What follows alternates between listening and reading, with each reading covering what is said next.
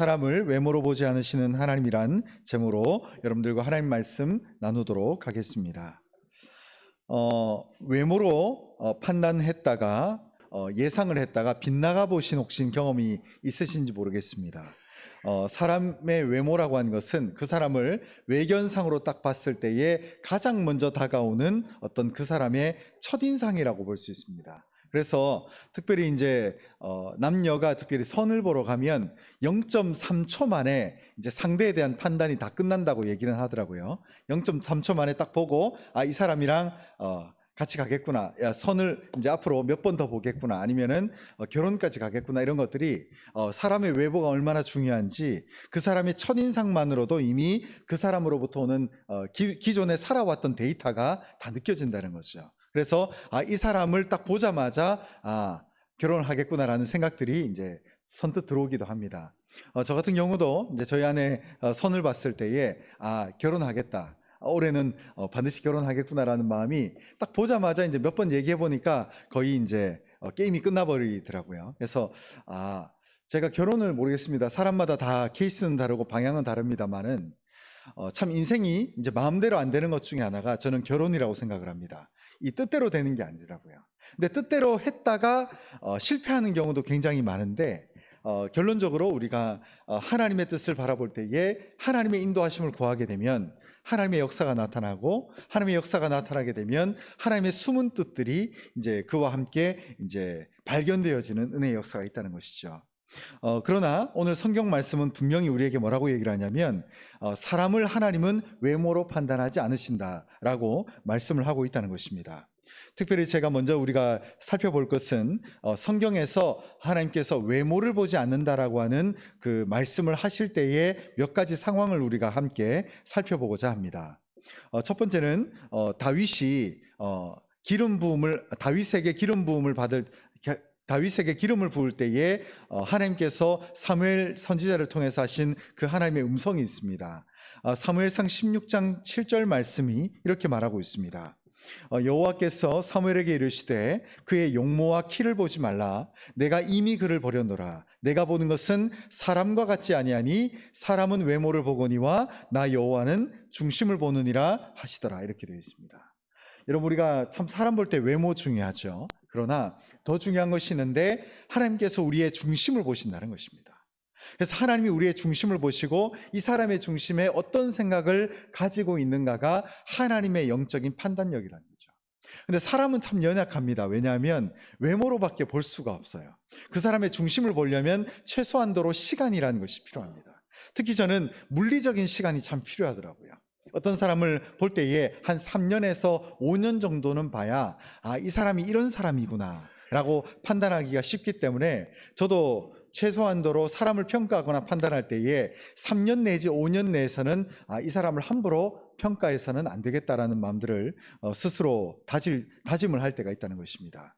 특별히 사무엘 선지자가 사울 왕이 하나님께 버림을 받고, 사실 누가 봐도 사울 왕의 외모와 그 용모와 신장이 굉장히 아름다웠죠. 그래서 사울 왕을 하나님께서 처음 왕으로 선택했을 때에 하나님께서 만족하실 수가 없었던 거죠. 왜냐하면 그 사람의 외모가 그 사람의 영혼, 그 사람의 심중을 완전히 스스로 망가지게 되는 그런 상황들이 발생을 하게 됐다는 것입니다. 근데 저도 이제 살다 보니까 느끼는 것 중에 하나가 참 그래요. 외모가 화려할수록 성격이 별로 안 좋은 경우가 간혹 많이 있습니다. 그죠? 근데 외모가 별로일수록 또 의외로 성품이 좋을 때도 있어요.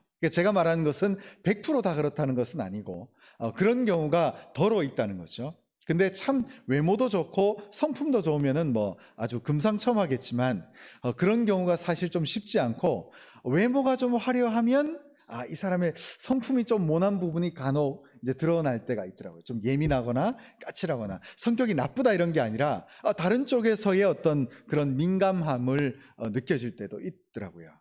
그래서 중요한 것은 우리가 외모를 보는 것보다 그 사람의 중심을 볼 수 있는 마음 자세를 우리가 가지는 것이 참 중요하다라고 말씀을 나누고 싶습니다. 두 번째는 우리가 이제 수요예배 때도 함께 살펴보고 있습니다만은 출애굽 이후에 이제 이스라엘 민족들이 광야 생활을 하면서 이제 재판장을 세우고 재판장들이 어떻게 재판을 해야 되는가라는 권면을 다루고 있는 부분이 이 신명기 1장 17절 말씀입니다. 오늘 본문 말씀이기도 한데 제가 한번 다시 읽어드리면 이렇게 되어 있습니다. 재판은 하나님께 속한 것인즉 너희는 재판할 때에 외모를 보지 말고 귀천을 차별 없이 듣고 사람의 낯을 두려워하지 말 것이며 스스로 결단하기 어려운 일이 있거든 내게로 돌리라 내가 들으리라 하였고 이렇게 되어 있습니다. 여러분 우리가 재판할 때에 중요한 것이 뭐였냐면 사람의 낯을 두려워하지 말라는 거예요. 이게 그야말로 사람의 외모를 보는 거죠. 재판관이 이 판결을 하는데 피의자나 피해자 중에 예를 들어서 피의자이긴 하지만 이 사람이 권력이 있어요. 힘이 있고 명예가 있습니다. 그러면 이 사람이 무슨 잘못을 해도 봐주고 용서를 해주면 이 재판장의 재판을 신뢰하기가 어렵죠. 그죠? 반대로 피해자가 굉장히 가난해요. 그리고 실력도 없고 어떤 외부적인 어떤 외모로 볼 때에 참 비루합니다. 그러면 재판장이 의외로 또 피해자에게 가혹하게 어떤 판결을 하게 되면 그것 또한 잘못된 판결일 수 있다는 것이죠. 그래서 이 재판장의 가장 중요한 것은 사람의 낯을 두려워하지 말 것이다 라는 것이죠. 여러분 삶을 살아가다 보면 좋은 공동체, 좋은 조직체가 되려면 모든 판결을 할 때에 최소한 물론 100% 완벽하기란 참 어렵습니다만은 그래도 어떤 조직체가 최선을 다해서 앞으로 나아갈 수 있는 가능성의 가장 중요한 1번이 뭐냐면 재판과 판단이 굳어지지 않는 거예요. 힘 있다고 아부하고 그렇죠? 우리 흔히 말하는 강약 약강이라고 하죠. 강한 자에게 약해지고 약한 자에게 강해지는 이런 모습들이 우리에게 참으로 옳은가 그런가라고 우리가 생각해 볼 필요가 있다는 것입니다. 그러나 또 반대로 어떤 사람들은 또 극단적으로 가요. 강강약 양약이 낫지 않은가. 약한 자에게는 약해져야 되고 강한 자에게 강해져야 된다. 저는 그것 또한 사실 그렇게 합리적이라고 보기는 어렵습니다. 왜냐하면 반대급부에 불과한 거죠. 강한 자에게나 약한 자에게나 동일하게 법의 기준을 가지고 판단할 수 있는가. 이것이 가장 중요한 합리적인 사고라는 거죠. 그래서 우리는 참 교회도 마찬가지지만 중심을 바로 해야 됩니다. 때로는 우리도 교회를 이렇게 교회 생활을 하다 보면 교회에서 입김 센 사람들이 있어요. 이 사람들이 합리적인 생각을 갖지 않으면은 교회가 망가집니다. 서서히 망가져요. 예를 들어서 뭐 사소한 것들 가운데도 군기가 생겨버린다? 이것은 옳은 것이 아닙니다. 가장 합리적이고 가장 수월하고 평범한 상식이 통할 수 있는 세상을 우리가 바라듯이 교회 또한 우리 낙원교회 또한 상식이 먹힐 수 있는 그런 교회, 상식이 되는 교회가 될 때에만 교회가 앞으로 진일보할 수 있지, 만약에 교회가 상식이 먹히지 않고 나는 상식적으로 이런 의견을 냈는데 자꾸 중간에서 묵살돼요. 이 재미없단 말이죠. 행복하지 않아요. 그렇게 되면은 교회가 앞으로 발전하기가 참 어렵습니다. 그래서 저도 항상 교회를 이끌 때에 조심스러운 것은 내가 생각하는 고정관념, 내가 생각하는 선입견이 낙원교회를 압도하면 안 되겠다는 생각을 늘 조심스럽게 하고 있어요. 그래서 다른 사람의 생각을 들어주고 저럴 수도 있겠구나, 합리적으로 판단할 수 있는 어떤 기회의 장이 열려야지 늘 그 사람들만 이렇게 생각이 공유되고 이렇게 되면은 고인물이 될 수밖에 없다는 거예요. 그래서 항상 생각이 열리고 항상 우리 교회에서도 제가 늘 얘기하지만 잘하고 계시지만 너무나 그런 일을 잘하고 계시지만 교회가 텃세가 있으면 안 돼요. 우리가 텃세 부릴 일이 뭐가 있겠어요? 교회인데요. 이 교회의 주인은 주님이신데요. 그래서 그 모든 근간을 가지고 중심축을 가지고 나가야 되는 거죠. 저도 교회에서 선택을 하다 보면 여기 신명기 1장 말씀처럼 사람의 낯을 보고 판단하기가 참 유혹에 빠질 때가 있거든요. 그러나 이 순간을 항상 조심해야 됩니다. 내가 지금 합리적인 판단을 하고 있는가, 내가 지금 상식이 통하는 영적인 자세들을 우리가 취하고 있는가가 굉장히 중요하다는 거죠. 또 두 번째, 신명기 16장 말씀에서 또 동일하게 재판 때에 외모를 보지 말라고 말하고 있습니다. 신명기 16장 19절 말씀은 이렇게 말합니다. 우리 같이 읽겠습니다. 시작. 너는 재판을 굽게 하지 말며 사람을 외모로 보지 말며 또 뇌물을 받지 말라. 뇌물은 지혜자의 눈을 어둡게 하고 의인의 말을 굽게 하느니라. 아멘. 사실 제가 대신방을 한다고 했죠, 그죠? 대신방을 하다가 신방 감사헌금을 저에게 할 수도 있습니다. 그런데 제가 왜 대신방을 할 때에 신방헌금을 안 받으려고 마음을 먹었냐면 마음이 굳어질 수가 있다는 거예요. 제가 이와 관련해서 어떤 목사님이 이제 설교 중에 그런 얘기를 하시더라고요. 이 목사님이 처음에는 이제 부교육자로 생활하시다가 이제 사역을 하는데, 사역을 이렇게 하는데 이제 어느 교회를 딱 갔는데, 처음엔 자기가 이제 굉장히 신학교를 다닐 때부터 거룩한 마음을 가지고 교회 사역을 했대요. 근데 신방을 딱 하는데, 어느 가정에 딱 갔는데 이제 신방 헌금을 주는 거예요. 그래서 처음에는 그 헌금을 받고 집에 가는데 덜덜덜덜 떨리더래요. 이게 하나님이 기뻐하실까? 막 고민들이 됐다는 거죠. 근데 그 교회에서 1년, 2년, 3년, 5년, 이제 10년 동안 이제 장기 사역을 딱 하고 나니까, 이제 교회에서 이제 신방 헌금을 이제 나중에 이제 시간이 지나서 대신방을 하다 보면 왜 또 신방 헌금을 놓칠 수도 있잖아요. 근데 신방 헌금을 딱 안 하는 가정에서 신방을 하고 딱 돌아오는데, 이 목사님이 어떤 생각이 드냐면은, 이 가정 참 훈련 덜 받았네. 이런 마음이 들더라는 거예요. 그리고 나서 집에 교회 가서 다음날 새벽기도 딱 하는데 또 후회가 되더래요. 뭐라고요? 내가 이렇게 변질됐나? 내가 이렇게 타락했나? 여러분, 사람이 그럴 수 있습니다. 뇌물을 받지 않는 것.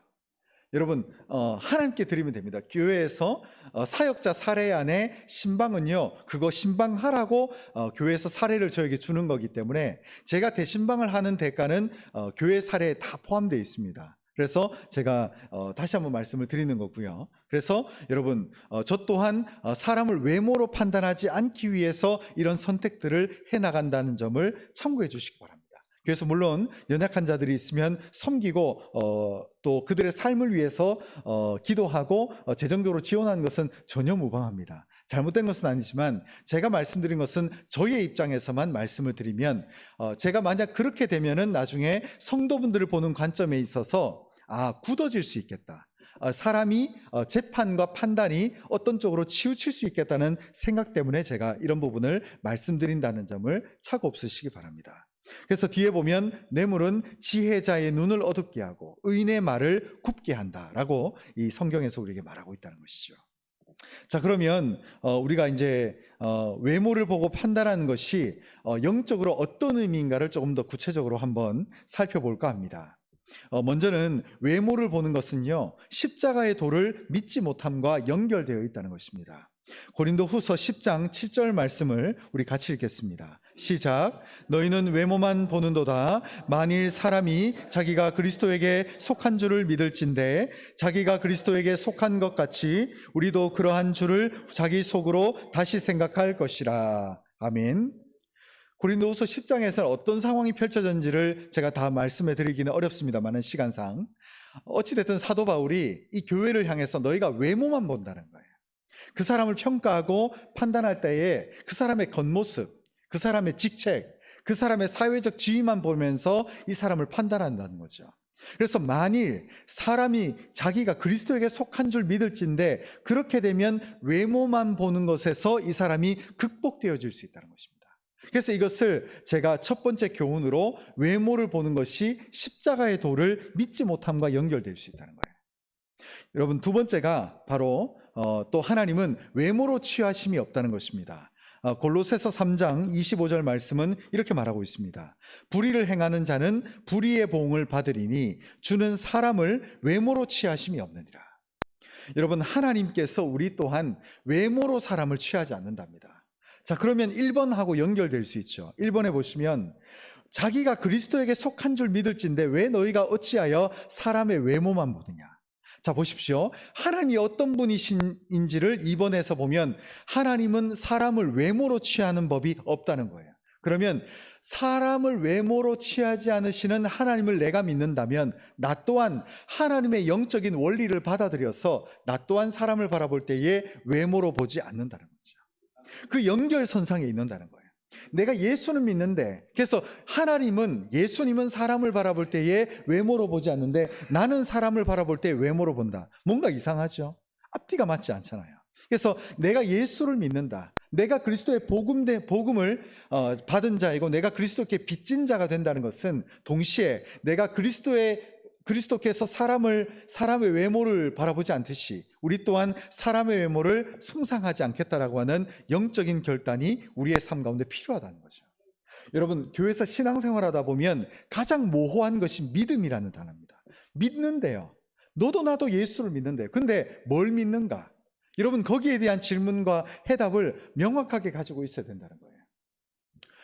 얼마 전에 여의도 순복음교회에서 그 대한민국 미래를 위한 한국교회 목회자들의 모임이 있었거든요. 근데 거기서 말씀을 담당하셨던 유기성 목사님이 어떤 얘기를 했냐면 다음 세대에게 신앙을 물려줘야 된다라는 말을 일반적으로 한다는 거예요. 근데 이분이 이제 은퇴를 하시고 어떤 깨달음이 있으셨는지 그러면서 뒤에 자신만의 사족을 붙였는데 뭐라고 말씀하시냐면 근데 물려줄 믿음이 도대체 뭐냐는 거예요. 뭘 했냐는 거예요. 우리 세대가. 다음 세대가 지금 믿음을 우리가 유산으로 받지 못했는데 뭘 했는가에 대한 명확한 해답을 가져야 된다는 거죠. 그러니까 이마만큼요, 우리가 예수를 믿는 것이 그냥 교회 다니고 그저 11조하고 감사하고 아니면 교회에서 봉사하고 교회에서 섬기고 이게 다인가? 아니라는 것이요. 내가 하나님이 사람의 외모를 취하지 않는 것처럼 내 삶의 현장에서 사람을 외모로 취하지 않는 삶의 중심을 가질 때에만 이 믿음이 구체화될 수 있다는 거죠. 내가 예수를 믿는데 세상에 나가서 여전히 사람을 볼 때 돈으로 판단합니다. 저 사람 돈 많네? 좀 굽심거려 볼까? 근데 이 사람을 만났는데 돈이 없네? 좀 무시할까? 아니라는 거예요. 아니라는 거예요. 믿음이라는 것이 뭐냐? 자칫 믿음을 우리가 신선 노름으로 볼 수 있어요. 뜬구름 잡는 것으로 볼 수 있다 이 말이죠. 근데 그 믿음을 우리의 삶 가운데 어떤 방식으로 구체화할 것인가를 명확한 해답을 가지고 있어야 된다는 것이죠. 여러분 그것이야말로 하나님께서 외모를 보지 않는다. 하나님은 전지전능하시니까 외모를 보지 않으시네. 끝이 아니라 나도 내가 오늘부터 시작되는 한 주간의 삶 가운데 내가 외모를 보지 말아야 되겠다라는 판단들을 해나가게 된다는 것이죠. 세 번째는 그래서 정리해보면 우리가 불의를 행한다는 것이 뭐냐? 불의한 행위를 할 때이기도 하지만 동시에 하나님의 뜻과 멀어진 불의의 마음 중심을 가질 때라는 것입니다. 왜? 하나님은 우리의 외모는 보지 않지만 우리의 중심을 보시거든요. 그래서 그 중심이 불의한 겉으로 보이는 행위를 할 때도 문제가 되겠지만 불의한 마음 중심을 가질 때에도 우리가 하나님 뜻과 멀어질 수 있다는 것을 명심하시기 바랍니다. 그리고 세 번째는요, 하나님은 외모 대신 보시는 것이 바로 그 사람의 행위라는 것입니다. 우리 베드로전서 1장 17절 말씀을 같이 읽겠습니다. 시작. 외모로 보지 않고 각 사람의 행위대로 심판하시는 이를 우리가 아버지라 부른즉 너희가 나그네로 있을 때를 두려움으로 지내라. 아멘. 참 인생을 관통하는 말씀이 아닌가 싶습니다. 외모로 보지 않고 각 사람의 행위대로 심판하시는 이를, 이분이 누굽니까? 하나님이시죠. 이 하나님을 우리가 뭐라고 부른답니까? 아버지라고 부른다는 거예요. 저는 어릴 때 부산에 살았지만 그래서 부산에서 유명한 야구팀이 롯데자이언츠입니다. 근데 저희 아버지가 경북 영주 출신이고 대구에 있는 삼성 라이온즈를 굉장히 팬이었어요. 그래서 프로 야구 1기 때부터 아주 좋아했고 제일 좋아하는 선수가 제 기억에는 이만수라는 그런 선수였습니다. 그래서 만세타법이라고 하죠. 홈런 칠 때 이렇게 만세를 쳤던가요? 하여튼 그랬던 기억이 나는데 굉장히 이렇게 그 1루, 2루, 3루하고 홈베이스를 밟을 때에 이렇게 막 신나게 뛰었던 그런 선수 중에 한 명으로 제가 생각이 납니다. 근데 저는 이제 원래 태어날 때부터 저는 제 연고가 부산입니다만은 아버지가 워낙 삼성 라이온즈를 좋아하니까 닮아가더라고요. 저도 이만수 선수를 보면 왠지 타석에 들어서면 신뢰가 가고 뭔가 한 방 때릴 것 같고 또 삼성 라이온즈의 파란색 옷이 굉장히 사고 싶어지더라고요. 분명히 제가 살고 있는 곳은 부산이고 롯데자이언츠로 유명한 도시인데도 말이죠. 왜 그럴까? 저희 아버지가 삼성 라이온즈를 좋아하니까 저도 그냥 닮아가는 거예요. 여러분 마찬가지입니다.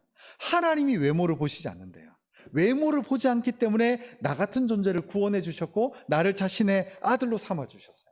이 큰 축복을 경험했는데 우리가 어찌 세상을 살아가면서 사람의 외모만 보겠습니까? 하나님이 나를 선택해 주셨는데 이 하나님의 은혜가 있다는 것이죠.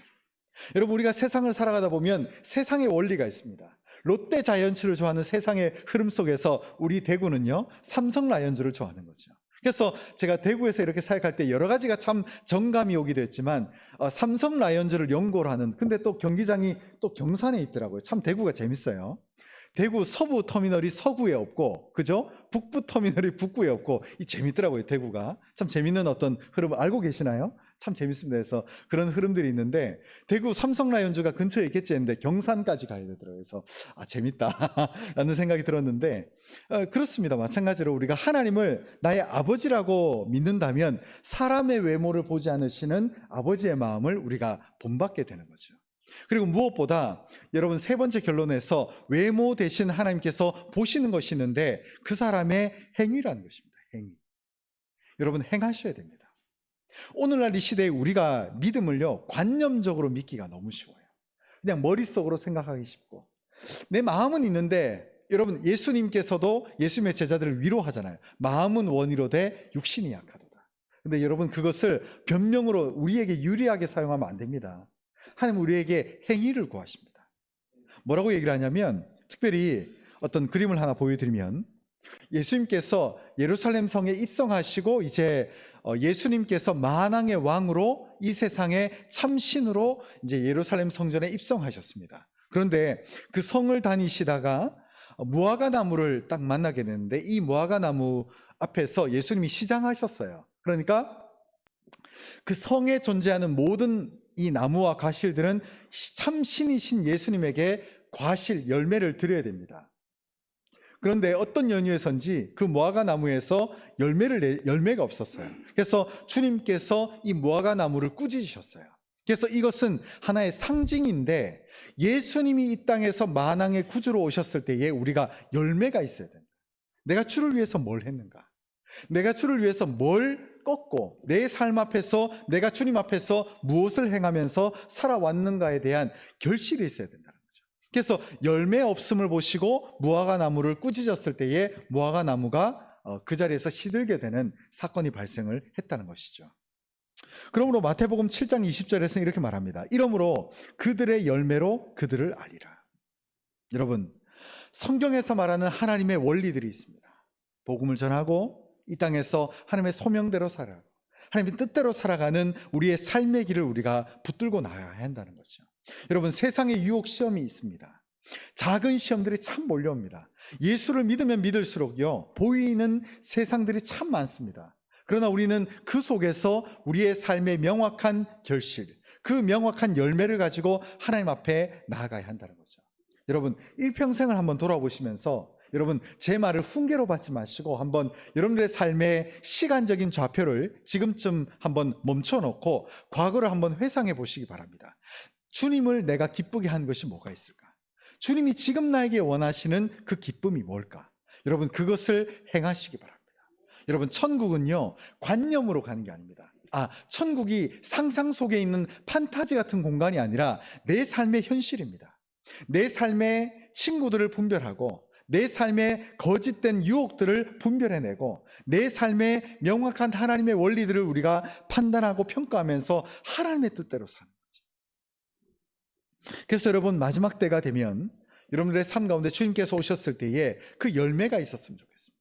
여러분들이 하나의 이 무화과 나무 한 그루 한 그루시라면 주님께서 우리의 나무를 보시고 참 일평생 동안 너 열심히 살았구나, 나를 위해서 충성되었구나 라고 하나님께서 우리를 칭찬하시는 거죠.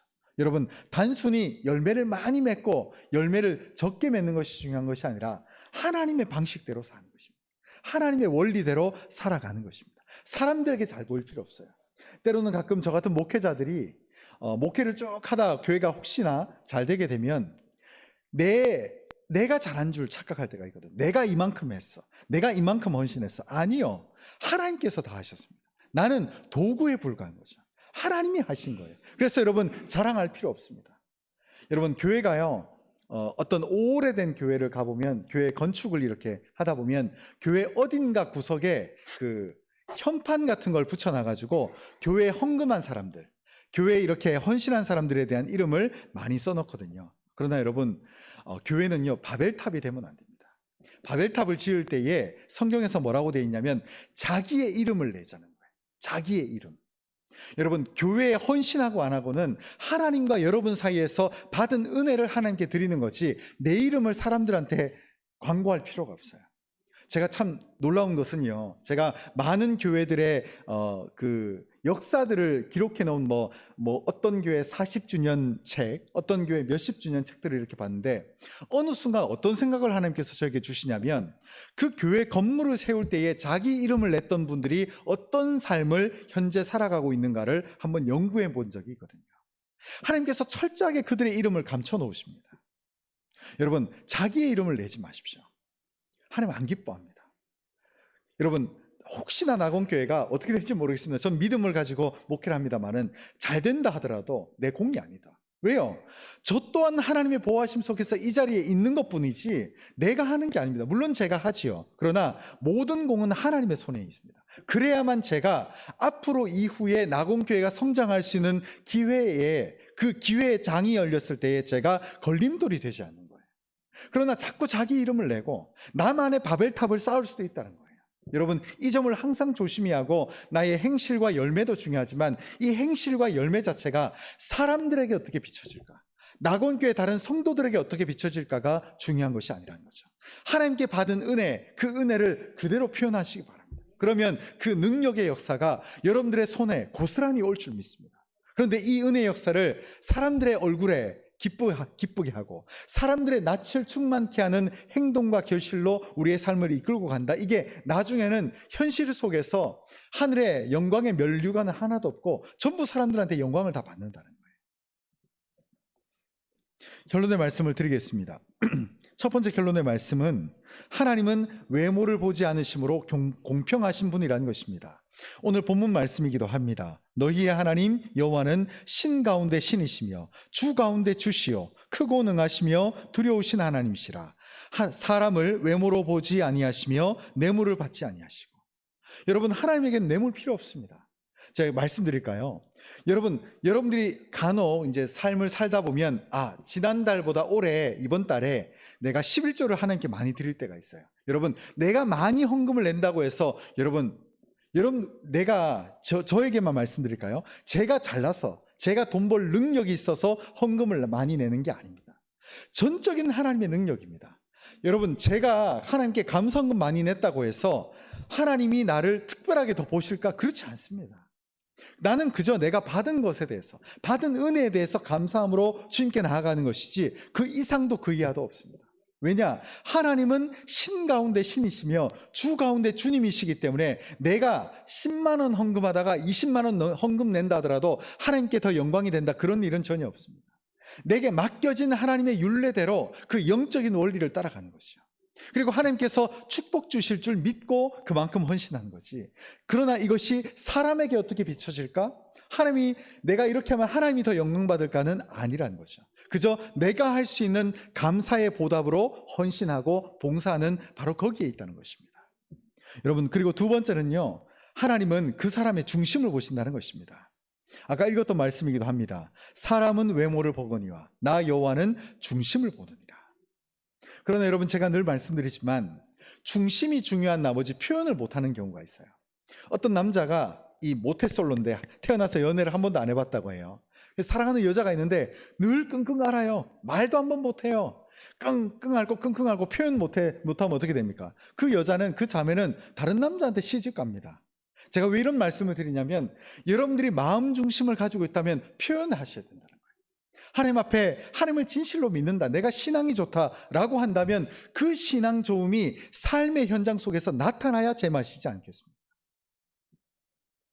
그리고 마지막 세 번째는요, 하나님은 그 사람의 행위를 보신다는 것입니다.